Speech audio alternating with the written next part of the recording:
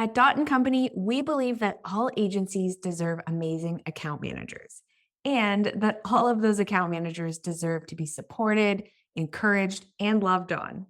That's why we started CAM Community, a membership only for account managers. And inside, you'll gain access to the exact training we use to train our own client facing account managers, but also access to all of our SOPs, processes, and live trainings on a variety of topics. If you're an account manager, this is the place you've been waiting for. Learn more at dotandcompany.co/CAM community.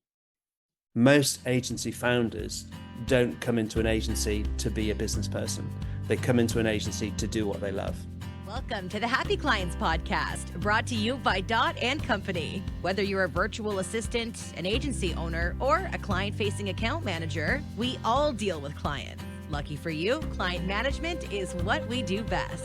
Now, let's dig in, chat cam life, and have some fun along the way. Cheers to happy clients.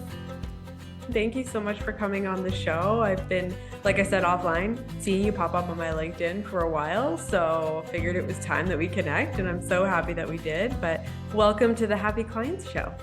Thank you very much. Lovely to see you. Yeah, well, so listen, I know you've been in this game for a lot longer than a lot of people listening, Yes. so you know a lot about Thanks for agencies. that. At least as a podcast, you can't see me. Suppose yes, I actually started my own first agency in 1989, which was pretty much it was on the cusp of digital. We built our first website in 1995, so very early adopters of that. We built that on dial-up, and just a little story on that one is that we built this website for a client who I had to persuade they needed a website. And anyway, 6 months later, he rang me up, said, Jonathan, we've tried to find our website and we just can't. So we thought, oh, okay, I'll look into that and we'll get back to you. We went and had a look at the logs. The website hadn't been live for 6 months. So it just shows you now what the difference is. Now, if the website goes off in like 30 seconds later, they're on the phone saying, threatening to sue you for loss of business, etc. So the world has changed dramatically, but the life of an agency really hasn't, because we have to adapt into whatever technology is there. I mean, predating my starting an agency, I actually did work for an advertising agency as an account manager. So I really I've lived your life. So I developed my agency. Fast forward to 2017, I developed it through probably 4 or 5 different iterations. I had 40 in the team. We were turning over about 3 million US, and I sold it to the management, which I planned for years before. And I exited then in 2017, and that allowed me to sort of move into, if you like, my third twilight career, which is just consulting with other agencies. It's a hobby career more than anything else. I do it because I really like it. I do it because I want to help agency owners. And that's where I am now. I've got agencies I work for all over the UK and Ireland. And I love it. They're all different shapes and sizes, all do different things, but they're all in sort of like the digital stroke creative stroke marketing space. So cool. That's so funny. Built a website on dial-up. Like, I can still remember Exactly. the sound of dial-up, right? It's so funny. And here we are now across the world talking on Zoom and recording a pod. It's It's just extraordinary how things, but that's the great thing about agencies is that we have to adapt to what is actually going on out there, and sometimes be ahead of it as well. Well, always be ahead of it. We've got to be ahead always. of where our clients are, for sure. Totally. So you said you sold to management. So the managers who were running your agency, essentially, you sold to them? Yeah, exactly. There's a couple of lads that I brought on into the business, and I coached them, mentored them, brought them through. One was creative director, one was digital director, and probably about 10 years prior to the sale, I said, look, guys, I'm going to show you how to run this business, take you through it. And when the time's right, you'll acquire the business from me. And this is how it's going to work. So I was very precise. So I knew what my exit was going to be well in advance. Of course, we had to build the business. We had to generate the business, become successful, etc. And that's what we did. That's so cool. And they're still running it to this day? Yeah. 7 years later, very successfully, they've gone into a different iteration. But yeah, absolutely, the business is very successful, and as I knew it would be. And so for me, it was all to do with the legacy. I've got nothing to do with the business whatsoever. But yeah, I'm really proud of that, actually. Wow, that's cool. I have not spoken, I don't think I've chatted with anyone who sold it to management, sold their Right. agency to It's management. a good way of doing it. I mean, it's very possible. I think a lot of agency owners that I speak with, they just say, well, when I've had enough, I'll sell it. And Mhm. actually, that is virtually impossible. You've Mhm. absolutely got to plan your exit. Yeah, so let's talk about that. You obviously consult with a number of different agencies of different sizes. What are some of the goals that they have, or what are you working through with them in terms of what they want for their agency? Because I think that looks different for everyone. It looks very different for everyone. I mean, pretty much agencies come into sort of four sizes, really. There's the ultra small ones of maybe 2 or 3 or 4 people, where basically a couple of freelancers have got together and basically they call themselves an agency. They are an agency, but they'll always be that sort of size because maybe they're lacking the capability of moving forward, or maybe they just don't want to. It doesn't really matter, but it's actually quite a nice size to be. Then it's sort of up to about 12, 15 people. And I think that's a really nice size because you can still be very involved as the founder. You can still be very involved in the running of the business, do what you like to do, probably make a good living out of it as well. There's not too many issues, not too many HR problems, not too many client problems. It's pretty easy to manage. It's once you get over that number, then the game changes because then you need to have structure, you need to have systems, you need to have processes, you need to really understand what you deliver and what clients want from you, and also what type of clients you want for the agency as well. So it's almost like going from, say, 12 to 25 is what I would call crossing the desert, because it's where you start to feel very out of control because you're hiring people that you don't really know what they do, and they're hidden around the corner, and you can't know what their strengths and weaknesses are because there's a structure and they've got a manager, and you don't really deal with all of the people all of the time. That's really tricky for the vast majority of agencies because most agency founders don't come into an agency to be a business person. They come into an agency to do what they love, whether that be building websites, designing adverts, doing campaigns, doing marketing. That's where most agency founders sit. So you've got to change your skill set quite dramatically. Unfortunately, actually, that's the skill set that I had, and I really liked it. I was very good at building businesses. I really understood it. I'm very good with my numbers. So I did some accountancy training back in the day as well. So that's absolutely vital. You have that. And if you don't have that, you've got to add that to your core management team, your senior leadership team. And then above that is above 25, that is the larger agencies, and that can go anytime. So by the time you've got to 25, you've got your structure in place, you've got your senior leadership team in place. The founder ostensibly either occupies one of those seats as account director, creative director, or ideally they'll sit atop that as the visionary. So they don't really get involved in any day-to-day stuff. They'll probably deal with their biggest clients on an account director basis, but not managing the account. And really, they're there to drive the agency forward. So those are sort of the sizes of businesses, the very ultra small, the small, the one that's crossing the desert, i.e. scaling, and then the very large agency. They're all very, very different. And the founders of those or the operators of those need a totally and utterly different skill set each time they move through the gears. Mm-hmm. Yep, I totally agree. And it's interesting because most of the agencies that we work with are kind of in that second tier. They might have between 5 and 15 employees. And like we get on the call with it's always the CEO, the owner for the most part. Although it should be somebody else on their team, and they're kind of in this transition, maybe hiring that COO or hiring that integrator role to take over the operations, but they're not quite there yet. So in thinking of those type of agencies, the like smallish, medium size, what would you say are the top maybe 1 or 2 hires that they have to get them to that next So third? what they need, Yeah. I always think of it as I call it the 5 hats.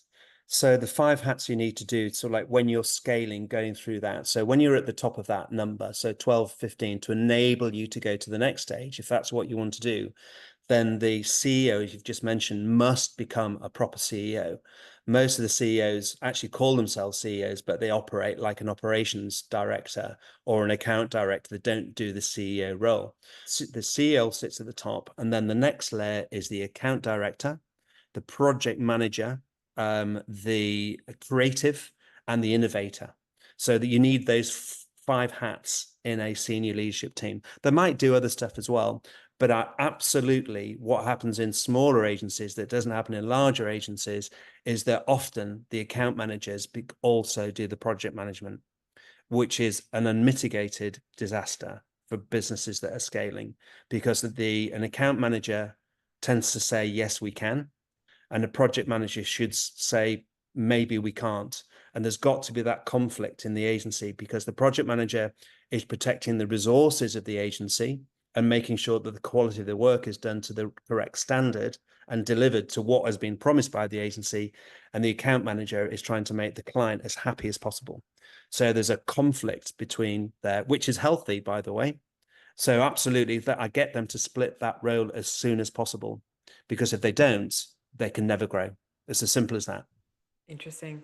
So let's say an agency owner comes in and they're really good at designing websites, as an example. They're like, I love designing websites. And then it turns into an agency. They're accidental business owners. And the natural progression is for that person to be the CEO, right? They're supposed to be the visionary. They're supposed to be sitting on top of the castle. But what if they're like, I don't want to do that. I just want to build websites. What do you do? Well, that's tough, because that individual has to find the right person to actually step up above them effectively. And doesn't happen very often, because there aren't these sort of like floating CEOs out there that come cheap anyway, that would actually want to go in that role and manage a founder with no shares, for example, or no interest in the business. So that's a really difficult position to be. Ideally, what I would advise to that person is probably stay small. Just don't grow. Actually, that's where you want to be, because the problematic conflicts that could come from that arrangement could be many and varied. And if the creative person or the web person who likes to do that sort of stuff hires someone basically to run their business for them, then there's all sorts of potential pitfalls that can happen there. So I actually wouldn't recommend it. I love that honesty, because I think in our industry, it's more and more and more. You have to grow and scale and get bigger and da da da and exit. But it's not always the case, because it's not always what you want, right? Yeah, well, here's the thing. So actually, I did a bit of research. Look, it was back of a fag packet research, as we would say in the UK. But actually, the vast majority, probably 75% of agencies, are micro agencies. And then there's about 10, 15% are small agencies. And then there are very few large agencies. So it sort of goes like that in a pyramid. So it's probably not a major issue. I think we're all exposed in an echo chamber in the agency world to those who will shout, scale, grow, this is what you've got to do, etc. But actually that doesn't apply to the vast majority of agencies. If you want to get to, say, $1 million US turnover, or $1.5 million US turnover, or $2 million US turnover, that's quite rare. Most of them will sit below $500,000 US, and that might be maybe 5 or 6 or 7 people in that agency there. And that's fine. They can probably make a decent living out of that, in all honesty. Yeah. So yeah, I think really you've got to know what your skill set is and what you're capable of. I often, when I start a new client, I actually look at them first and I think, well, what are they capable of? There's no point in me saying, well, let's grow, if they simply cannot do it. That's the point of the fact that not everybody can actually do this, to grow their businesses to a bigger size. I think that's such a good reminder, because I think, like I said, it's the constant hustle. It's the constant more, but really reflecting and saying, like, I don't have the skill sets, nor do I want to get them to take it to a $5 million a year business. I'm cool with the 1 million. Exactly. They could be really happy with the 1 million, take home a nice paycheck, have sort of like a nice house and things like that, and really sort of have a lovely business. They know all the clients, they know all the team and that sort of stuff, and it's a really happy place. But once they take that to, say, double the size, then suddenly they've got HR issues. They're not necessarily a skilled manager. They're not necessarily skilled at organizing the structure of the business and profitability and all of those sort of things that come into play, they might simply not be good at that.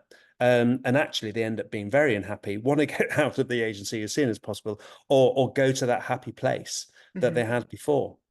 So yeah, and also the thing about it is that once you do get larger, if you haven't got the structure right, if you lose a big client or you start to a couple key people lose, these are sort of real big challenges for agency owners, agency founders.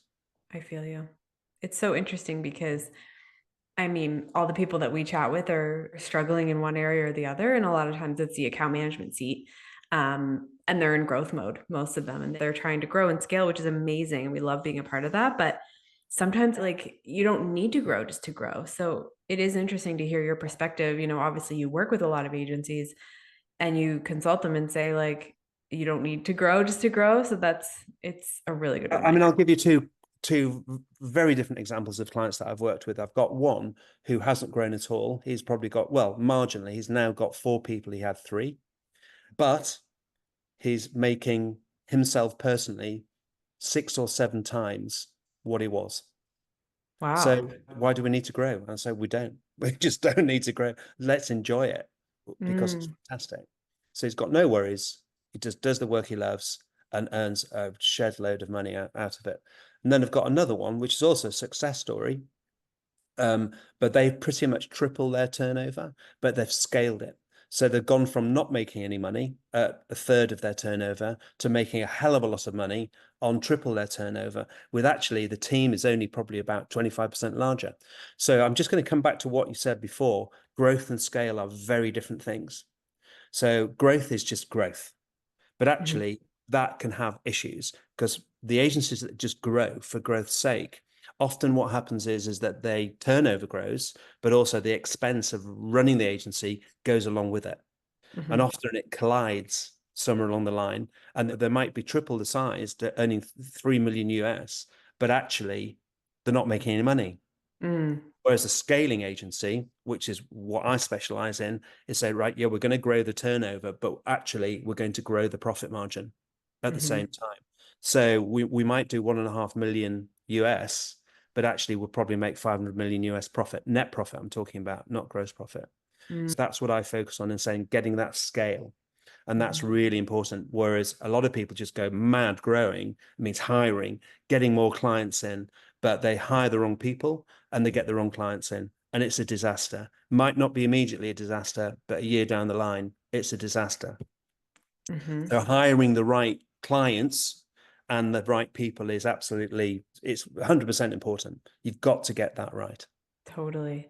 And a lot of agency owners that we chat with, obviously, like they don't want to do the account management anymore. They're like, I just want to do either CEO seat or I want to do the creative work.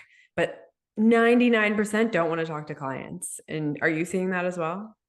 Well, not necessarily. I mean, it depends on the agency owner. I think an agency owner can never get out of that role, in my opinion. Absolutely, I think, I said at the top of the meeting, the account management function, in all honesty, is probably, sorry, shut your ears, crazy people. Account management function is the most important because they are the ones that will get and maintain the client relationship. And that matters for everything. So the deeper you can get with that client relationship to grow that particular client, make sure that client's really happy, they will stay with the agency longer, etc., etc. The classic mistake that a lot of agencies make, particularly the smaller ones or the second tier agencies, is that they're fixated by new business. So the front door is wide open and they're welcoming clients in as quickly as they possibly can, but they've completely and utterly forgotten and they've left the back door open. So all the clients they've got in their agency are now suddenly dealing with the B team. The A team's just on new business. The B team is on delivery, and suddenly the back door is wide open and all of those clients are leaving. It's the same as you're in a bath, you turn the taps on full to fill the bath up, but you've left the plug out.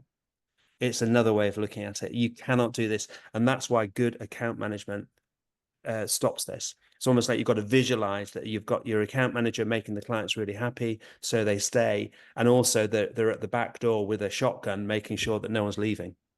That's what account management is all about.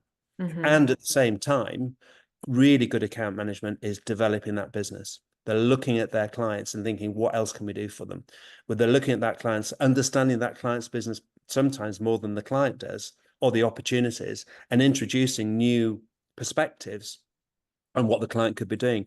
And that's how I developed my business. I had no new business function at all, and I built a, say, 3 million US 40 plus team with no new business function whatsoever. We just acted like a magnet for new business because they really liked how we operated, and clients stayed with us as well. I love that. All through account management. So talk to me about your account management process. How do you coach and train other agencies in that role? Like, what are some of the so things? what I do is one of the things that I get them to do is, it's part of my thing, which is quite unique to me, is I get all my clients organized in a league table and find out what that client delivers to the agency. And that's the start of the account management process. And once you can see the account management team, suddenly the penny drops. They realize what their role is. So does that client love us? Is that client a growth potential? Is that client profitable? Is that client an energy vampire? We don't want those. They're the ones that drain the blood. They're like the Dementors in Harry Potter. I don't know if you've ever read. They drain the lifeblood out of you. There's plenty of clients like that. And are they fun to work with? Are they financially viable for us? Are they going to make us famous? You know, those are the sort of things. And once you organize your clients, existing clients, into that sort of league table, then it's very easy to account manage them, because you know what you're doing.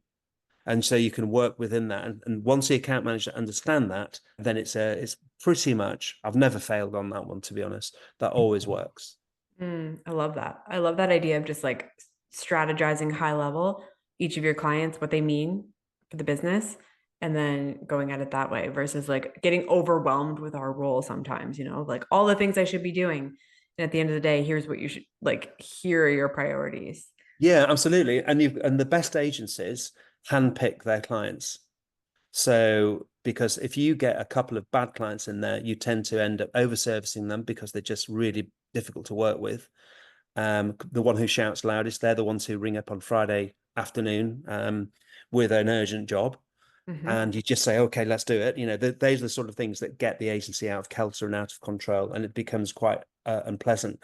But if you can sort of like, you'll always have a couple of bad ones in your client roster. You can't get away from it. And sometimes they'll be good, and then the next week they're bad. So, but generally, the better clients that you have in, the more chance you're going to have success. So what are some of the mistakes that you see account managers making? Saying yes without actually questioning. I think account managers, well, look, that's the default position for a lot of account managers, but they need to push back. Sometimes they need to say, well, so what I always said to my clients, to my account managers, I said, never do what the client asks for, always do what the client needs. Now, they're very different things, but they might be the same thing. So the client say, well, this is what I want, and that might be right. But if the client says, this is what I want, the account manager's got to have the confidence to push back. And so actually, because ultimately the agency has the responsibility of delivering the right outcome for the client, and the value proposition has got to be correct. And if they get that wrong, then, the client say, well, why didn't you tell us? And also we've not got to be just the yes people. We've got to be the experts in this as well. We've got to have that level of expertise that we can work with. And that's why the clients will respect us and work with us more. But if you're constantly saying yes, that's the biggest mistake. I love it. That's such a good reminder. You can't be a yes person. You have to be yes, but, or yes. Exactly. You've just got to always think and say, just do not do what the client asks for, do what the client needs. Second guess everything that the client says. Second guess everything. Absolutely. Yeah, I feel you. Cool. So leave us with one tip that every agency owner needs to hear. Okay, this is probably, I think, if this is going to be one tip, you've got to understand what you want personally. I'm not talking about for the agency or anything like that. You've got to understand what your number is. How much do you want to earn? When do you want to stop doing this? and you've got to know that. It might, or you at least you've got to think of it. It's got to be on your list of priorities to think about, and test yourself every 6 months or 12 months as to what that is. I call it, what's your end game, effectively. So I think the earlier you realize this in your journey, then the better the outcomes will be. Otherwise, you're just bumbling through. I relate to that. I feel you. Well, thank you so much for coming on. How can people reach out to you, learn more about getting your help? Well, so I have a book, which is called I'm an Agency Owner, Get Me Out of Here, which is available on all good booksellers, including Amazon. Or they can just reach out to me on LinkedIn. My name's quite unique, Jonathan Leafe, with an E on the end. Yeah, so I'd be happy to hear from anybody. I love the name of your book. How well, relatable. It was a working title, and it just stuck. Yeah. That's so good. I can't wait to read it. I'm definitely going to download that and read it this weekend. I'm excited. Cool. Well, thank you so much, Jonathan, for coming on the podcast. This was a great conversation. It's absolutely my pleasure. Yeah, I hope some agencies reach out, because we all need somebody in our back pocket to help us, to check ourselves, to make sure we're working towards the right goals. So thank you so much for this conversation. Thank you. Cheers to happy clients.